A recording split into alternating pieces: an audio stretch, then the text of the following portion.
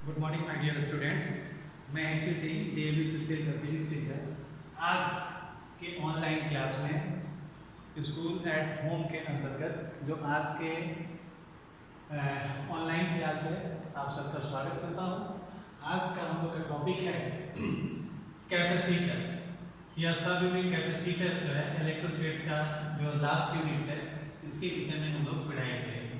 तो सबसे पहले हम लोग ये जानते हैं कि प्रिंसिपल ऑफ कैपेसिटर क्या है और कैपेसिटर क्या होता है। तो प्रिंसिपल ऑफ कैपेसिटर,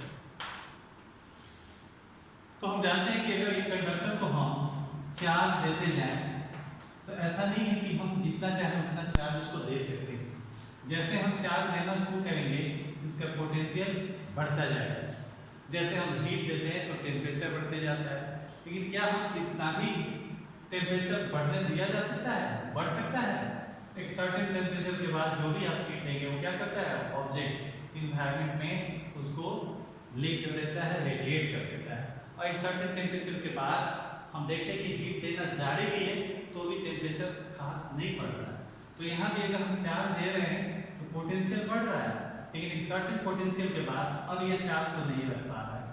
क्या हो जा रहा है, चार्ज जो हम दे रहे हैं वो डिस्चार्ज हो जा रहा है। वो एयर पार्टिकल्स, एयर मॉलिक्यूल्स के चार्ज को लेकर के यहाँ से हटते जा रहे हैं और ये अब चार्ज को ये रख नहीं पा रहा है। और हम क्या करते हैं कि एक दूसरे कंडक्टर को लाते हैं। तो आप जानते हैं कि पॉजिटिव चार्ज इधर क्या करेगा, नेगेटिव चार्ज इंड्यूस करेगा और इसके आउटर सरफेस पर क्या हो जाएगा, पॉजिटिव चार्ज इंड्यूस होगा। अब ये नेगेटिव चार्ज इसके पोटेंशियल को कम करेगा। सपोज करो कि 50 वोल्ट का चार्ज जो है लीक करना शुरू किया था, तो 50 वोल्ट से ज़्यादा का चार्ज हम लोग 50 वोल्ट से ज़्यादा वोल्टेज बढ़ने पर ये अब चार्ज नहीं दे पा रहा था। लेकिन जब हम एक दूसरे कंडक्टर को लाए तो ये अपोजिट पोलैरिटीज का है, नेगेटिव चार्ज, ये इसके पोटेंशियल को क्या करेगा, कम किया। सपोज करो कि -30 वोल्ट से कम कर दिया ये नेगेटिव चार्ज, तो अब पोटेंशियल कितना हो गया, 20। तो ये तो माइनस से कम किया है, लेकिन ये क्या करेगा, ये तो सिमिलर नेचर का है, ये भी पॉजिटिव है, तो ये तो पोटेंशियल को बढ़ाएगा। सपोज करो कि ये 10 से बढ़ा दिया, ये कितने से बढ़ाया, ये आपका जो है +10 से बढ़ाया, तो ये पोटेंशियल कितना है, 30। लेकिन लीकेज कितने से स्टार्ट हुआ है, 50 वोल्ट से, और वोल्ट कितना हो गया है, 30। किसने क्या किया है, पोटेंशियल को कम किया है। कितने से कम किया है, 30 से। इसने क्या किया है, पोटेंशियल को बढ़ाया है। कितने से बढ़ाया है, तो कहिए कि सर ये ज्यादा कम क्यों किया, क्योंकि ये इसके ज्यादा नजदीक और ये पॉजिटिव चार्ज जो है वो इसके कंक्लूजन से दूर है, इसलिए ये आपका बढ़ाएगा, लेकिन उतना ज्यादा नहीं जितना कि ये कम किया। तो ओवरऑल पोटेंशियल क्या हो गया, कम हो गया। और हम जानते हैं कि C इक्वल टू कितना होता है, कैपेसिटेंस आप पढ़े हैं कि capacitance is charge by potential. तो यदि V कम हुआ तो C क्या होगा, बढ़ जाएगा। अब एक दूसरा काम करते हैं।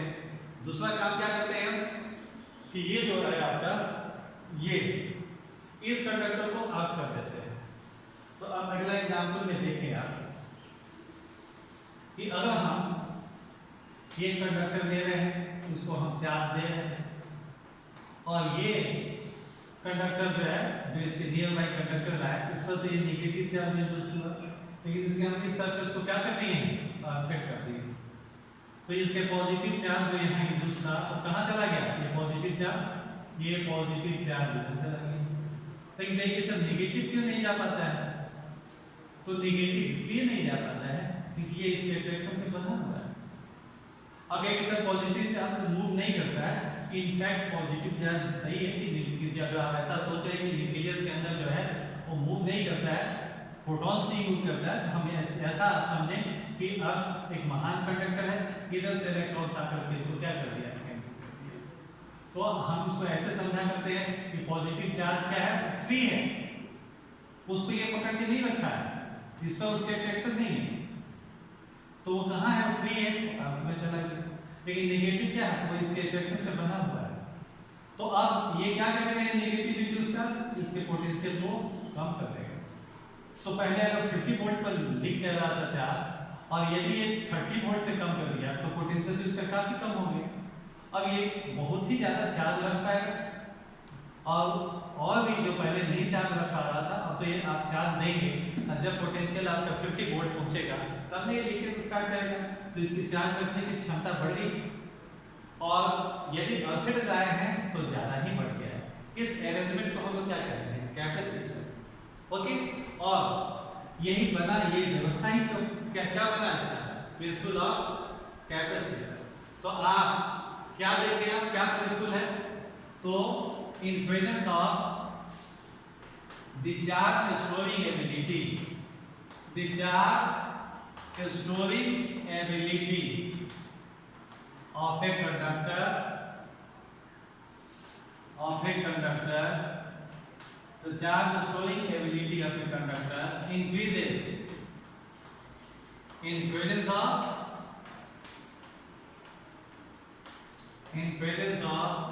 an earthed conductor। क्यों, ये आपको क्लियर होगा। और आप ऐसे चाहे तो एक लाइन लिख भी सकते हैं कि the opposite charge, कैसा चार्ज, the opposite charge, यहाँ पर जो opposite charge induced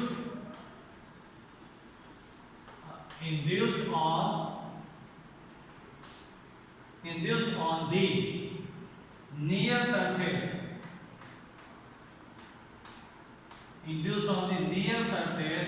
of the earthed conductor,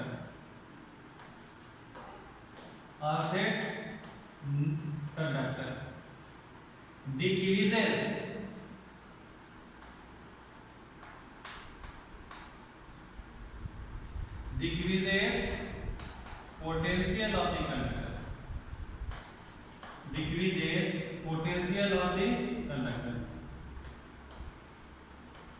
जैसा कि आप देखिए ब्लफ एग्जाम्पल में देखा था कि 50 वोल्ट से क्या हो गया था, वो 30 से कम करके 20 वोल्ट पे ला दिया था।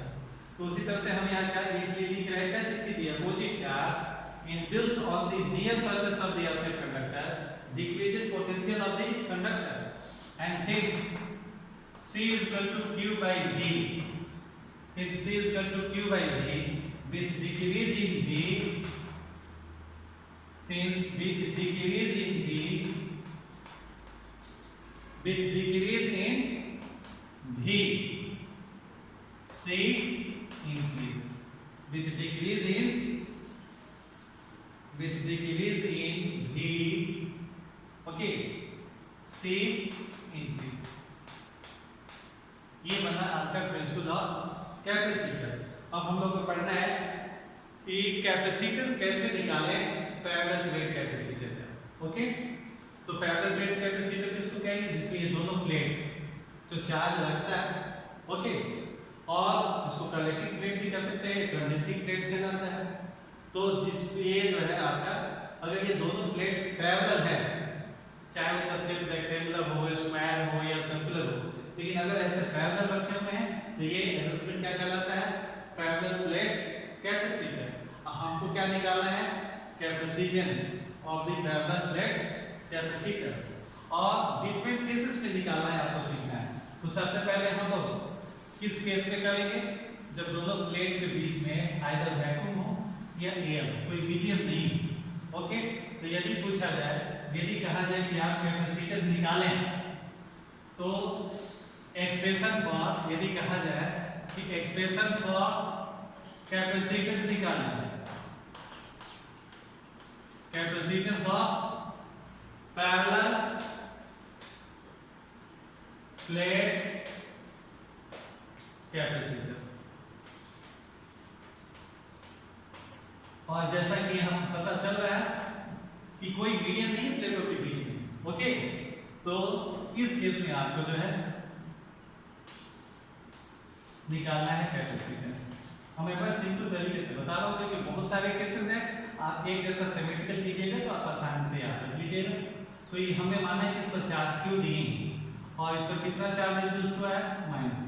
अब ये लाइन नहीं है, एक आपका रेक्टेंगुलर प्लेट है, आप समझे कि ये प्लेट कैसा है, तो ये इस तरह के प्लेट्स है, और इस पर कितना चार्ज दिया गया है, Q। इन प्लेटों के बीच की डिस्टेंस कितनी है, D। तो और हमें क्या निकालना है, कैपेसिटेंस। तो let sigma be the surface charge density, since surface charge density is charged by area, therefore Q is equal to sigma A, surface charge density. Okay, so Q is equal to sigma A. Here A क्या है आपका, area of plate. अगर ये आपका इसमें क्या आप लिए हैं प्लेट्स, अगर ये तो ये प्लेट्स का एरिया हुआ, चाहे वो सर्कुलर हो या आपका रेक्टेंगुलर हो, जैसा भी है। और सिग्मा क्या हो गया, सरफेस चार्ज डेंसिटी। फिर कि आप ये क्यों निकाल रहे हैं, क्योंकि मेरे ये दिमाग में है कि हमें कैपेसिटेंस निकालना है, और कैपेसिटेंस हम निकालते कैसे हैं, हम Q/V से निकालते हैं। इसका मतलब क्या है कि हमें Q को ढूंढना होगा और हमें V निकालना होगा। तो Q को निकालने का मतलब है कि in terms of surface charge density set करते हैं। Okay, now find the value of V. V is potential difference between the plate, and according to definition of potential difference we know that it is work done in moving any positive charge from one point to another. तो यहाँ आपका क्या है, work done by charge. और फिर इसे work done हम कैसे निकालें, तो वर्क डन कैसे निकालते हैं, force into displacement by charge. Okay, clear है। तो आप वर्क डन और फोर्स बाय चार्ज को क्या कहते हैं, फोर्स बाय चार्ज को याद कीजिए कि क्या कहते हैं, क्योंकि सब ये इलेक्ट्रिक फील्ड है। सो फोर्स बाय चार्ज की जगह क्या लिखें, इलेक्ट्रिक फील्ड इनटू डी। और यहाँ पर क्या हो गया आपका, ये जहाँ भी आपको क्लियर है कि फोर्स ये क्या होता है आपका, force acting on unit positive charge. और आप एक चीज और भी जानते हैं कि यहाँ पर इलेक्ट्रिक फील्ड, जबकि यहाँ पर पॉजिटिव चार्ज है प्लेट पर और यहाँ नेगेटिव चार्ज इंड्यूस्ड है, तो इस बीच में यहाँ पर इलेक्ट्रिक फील्ड कितना होगा, तो आप जानते हैं कि सिग्मा बाय क्या होता है, एप्सिलॉन नॉट इनटू वी। आप रिकॉल कीजिए कि अगर हम लोग ऐसा देखें कि ये आपका एक पॉजिटिव है प्लेट्स है, और ये आपका जो है ये आप ये देखिए, उसको बनाने की जरूरत नहीं है, आप ये समझने के लिए है, ये पॉजिटिव है और ये हम आपका क्या नहीं नेगेटिव। तो आप यहाँ पर देखिए, यहाँ पे इलेक्ट्रिक फील्ड कितना होगा, जितनी सरफेस चार्ज डेंसिटी इसकी है सिग्मा और इसकी कितनी है, तो इसके कारण यहाँ पे इलेक्ट्रिक फील्ड का क्या डायरेक्शन होगा, ये, और इलेक्ट्रिक फील्ड कितना होगा, तो सिग्मा बाय 2 एप्सिलॉन। और इसके क्या है, लेफ्ट साइड है तो नेगेटिव लिखिए, और ये नेगेटिव क्यों दिए, क्योंकि इस पर चार्ज डेंसिटी नेगेटिव है। तो ये रिजल्ट कितना आया, सिग्मा बाय एप्सिलॉन। इसलिए यहाँ आपने देख लिया कि इस पोजीशन में inside the plates of the capacitor electric field क्या है आपका, सिग्मा बाय। तो इस तरह से हम V भी निकाल लिए, और क्या निकाल लिए, V भी निकाले, और साथ साथ हम चार्ज को भी इसके टर्म्स में एक्सप्रेस कर चुके हैं। और अब हम दोनों की जानकारी है, तो